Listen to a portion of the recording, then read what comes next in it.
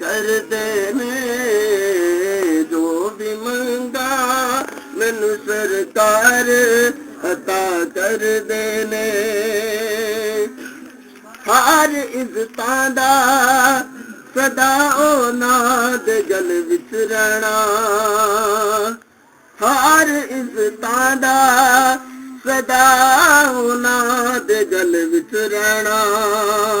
ਉਹਨਾਂ ਖੁਸ਼ਬਖਤਾਂ ਦਾ ਨਾਂ ਮਰ ਕੇ ਵੀ ਜ਼ਿੰਦਾ ਰਹਿਣਾ, ਜਿਹੜੇ ਆਕਾ ਦੀ ਸਨਾ ਕਰਦੇ ਨੇ ਜੋ ਵੀ ਮੰਗਾ ਮੈਨੂੰ ਸਰਕਾਰ ਅਤਾ ਕਰਦੇ ਨੇ, ਜੋ ਵੀ ਮੰਗਾ ਮੈਨੂੰ ਸਰਕਾਰ ਅਤਾ ਕਰਦੇ ਨੇ।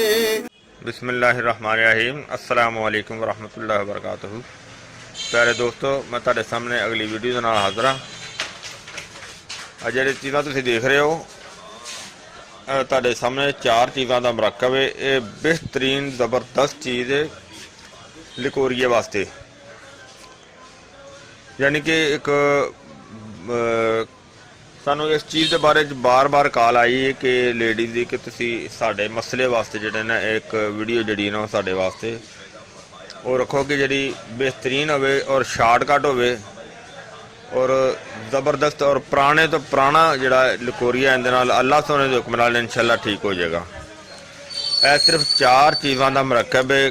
सब तो पहले देखो तुसी हैगा माजू है, माजू, और दूसरे नंबर ते पाठा है, और इनके तो अलावा जी तीसरी आइटम है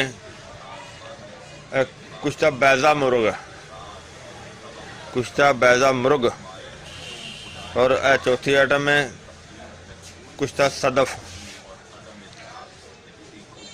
चार चीज़ा जरा माजू है ये 5 तोले लेना है, पाठा जड़ा ये 4 ये भी 5 तोले लेना है, 5 तोले पाठा, 5 तोले माजू, और बैजा 2 तोले, सदफ ये भी 2 तोले। ए कच्चे नहीं पाने, ए कुश्ते लेने ने। अगर आप बनाए जान साड़ी इनकी अलहदा वीडियो जी मौजूद हैगी है, देसी पंसार TV चैनल दे विच मौजूद है, क्योंकि यह कच्चे नहीं इस्तेमाल करी दे होंदे, क्योंकि जेडे हुक्मा दोस्त भरा ने वो तो इस चीज़ को बड़े अच्छी तरह समझते हैं, तो जेडे दोस्त भरा जेडे नहीं समझते उन्होंने वास्ते ये चीज़ समझाई जाती है कि उन्हों पहले कुश्ता बना के तो फिर इस्तेमाल किया जाता है। और इनू जरा लेना है माजू, इनू मट्टी की दौरी दे विच अच्छी तरह बारीक करना है, यानी कि इतना बारीक करना है कि सुरमे की मानंद होए, और उस तो बाद इसनू कपड़ छान करना है।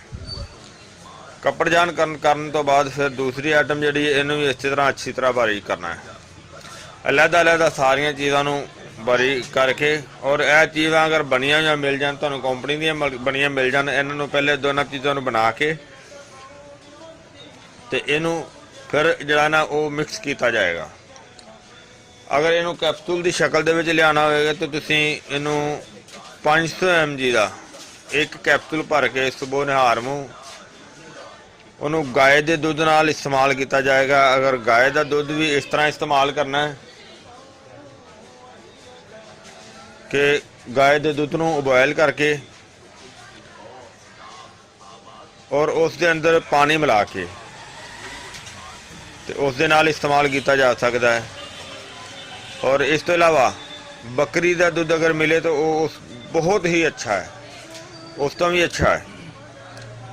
अगर अगर यह दोनों चीज़ां अवेलेबल ना हो तो दूसरे दुध नाल मजबूरी है इस्तेमाल किया जा सकता है। फिर दूसरे दुध विच और गाय के दुध विच बकरी के दुध विच अंजवार का अगर शरबत नाल इस्तेमाल किया जाए तो बहुत ही अच्छा, बल्कि अंजवार का शरबत इस्तेमाल करना ज़रूरी है। अंजवार का इस्तेमाल करना बहुत ज़रूरी है।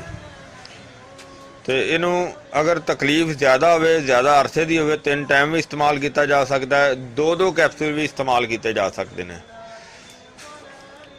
अगर 2 कैप्सूल ना इस्तेमाल करन तो फिर चम्मच लैके चम्मच हाफ नहीं करना, हाफ तो नहीं यानी कि चम्मच का चौथा हिस्सा, चम्मच का चौथा हिस्सा इनू वो दुध दे नाल उस तरीके नाल जिस तरह तुहानूं समझाया इस्तेमाल किया जा सकता है। और उस तो खाना जिहड़ा कम अज कम 1 घंटे का वक्फा करना होएगा। 1 घंटे के खाने तो दवाई के वक्फे दे नाल खाना जिहड़ा ना वो इस्तेमाल किया जा सकता है, खाया जा सकता है।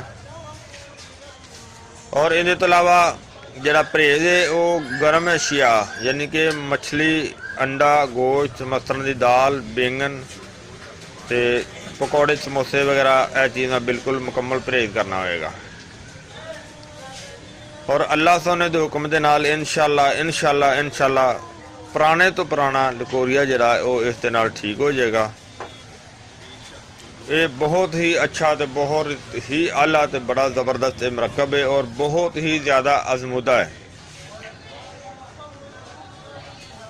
मैं उम्मीद करना कि मेरे दोस्तों भरावां ने वीडियो अच्छी लगी होगी। इन्हें तुसीं लाइक करियो, शेयर करियो, सबसक्राइब करना बिल्कुल नहीं भूलना। इंशाअल्लाह अगली वीडियो ना फिर मिलांगे। इजाज़त, अल्लाह हाफिज़, अस्सलाम वालेकुम रहमतुल्लाहि व बरकातुहू।